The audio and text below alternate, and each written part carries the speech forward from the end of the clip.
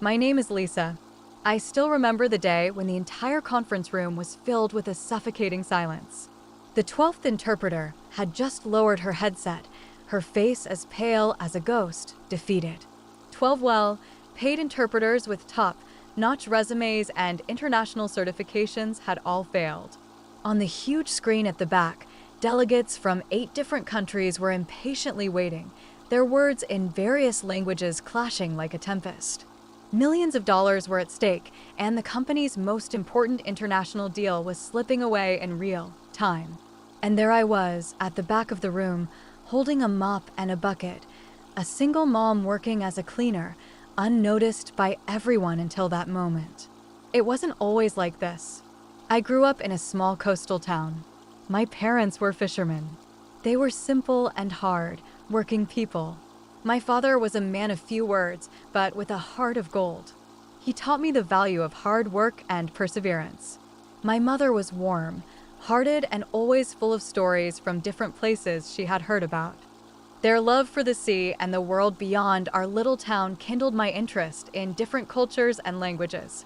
I learned Italian from an old sailor who used to visit our town, French from the books I borrowed from the local library, and Spanish from a group of tourists who once stayed in our town for a while.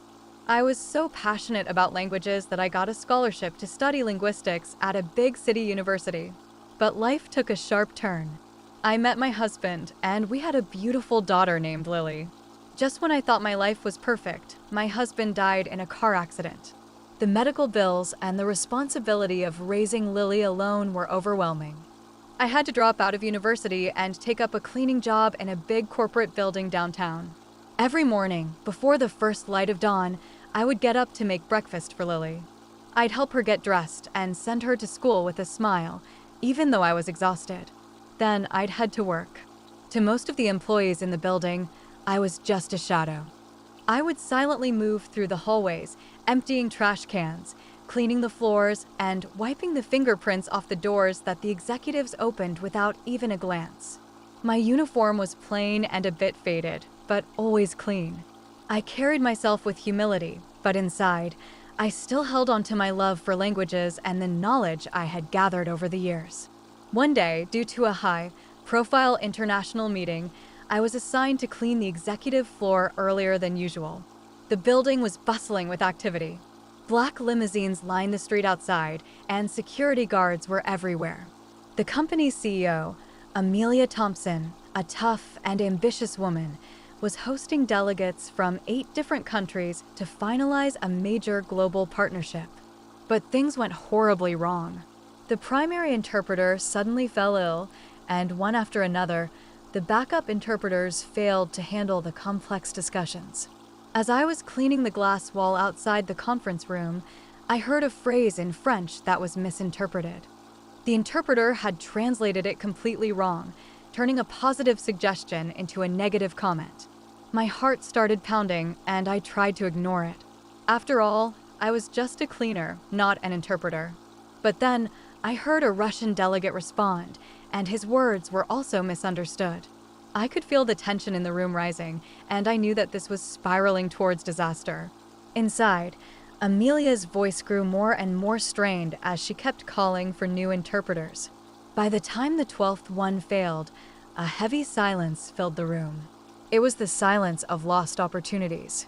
I don't know where I found the courage, but I gently knocked on the open conference door. Every head turned towards me. The sight of a cleaner standing at the entrance of a multi-million-dollar negotiation must have seemed absurd. My hands were trembling as I politely and quietly explained that I thought there had been some misunderstandings. The security guards shifted uneasily, ready to escort me out. Amelia stared at me, disbelief in her eyes. But in her desperation, she gave me 60 seconds. I stepped forward, not with arrogance, but with calm confidence.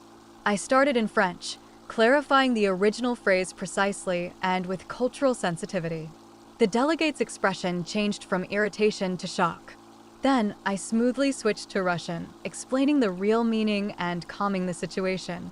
I continued in German to address a legal point, in Portuguese to talk about financial matters, and in Japanese to handle some cultural nuances. English and Spanish were like the anchors of the whole conversation. The room was transformed. What was chaos became clarity, and hostility turned into cooperation. Delegates leaned forward, and the headsets were set aside. For the first time that day, there was real understanding in the room.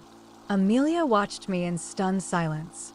The woman who cleaned her floors every day was now orchestrating a linguistic symphony like a seasoned diplomat. There was no hesitation in my voice, and I didn't need any notes. My translations were full of empathy, intelligence, and balance. Hours later, the deal was not only saved, but also strengthened. The delegates thanked me profusely, and some even insisted on exchanging business cards. I shyly admitted that I didn't have any. When the room finally emptied, exhaustion hit me like a wave. I thought I'd just be thanked and sent back to my mop. But Amelia asked me to sit down. For the first time, she really saw me, not as a background figure, but as a person with depth. She asked about my education and how I had learned so many languages. I told her honestly about my past, about dropping out of university, working long hours, and studying languages after Lily fell asleep. Amelia seemed to be touched. The following week, I received an offer that changed my life. The company created a new position for me, an international communications specialist. It came with a great salary, good health benefits, and flexible hours so that I could still take care of Lily. When I told Lily, she didn't fully understand the corporate titles, but she saw the tears in my eyes and knew something wonderful had happened. She hugged me tightly and said she always knew I was the smartest mom in the world. My first day in my new office was surreal. The hallways where I used to clean now echoed with greetings for me. Some employees were embarrassed that they had never noticed me before, while others were inspired. I treated everyone with the same respect as I always did, from the security guards to the executives. Months later, at another international summit, I walked through the front door of the conference room in a simple but well-fitting suit. The delegates recognized me immediately and greeted me with smiles and nods of respect. I was no longer the invisible cleaner at the back of the room. But I never forgot where I came from. I still volunteer at community centers on weekends, teaching free language classes to immigrants and underprivileged kids, telling them that knowledge is something no one can take away, no matter how small your pay or how unimportant you may feel. Amelia often reflects on that disastrous meeting. She realized that the biggest failure wasn't in language, but in perception. They had overlooked talent because it was hidden behind a cleaning uniform. My journey has become a quiet legend in the company. It's not because I seek fame, but because it reminds everyone that talent doesn't always shout. Sometimes it waits patiently, holding a mop for a chance to shine.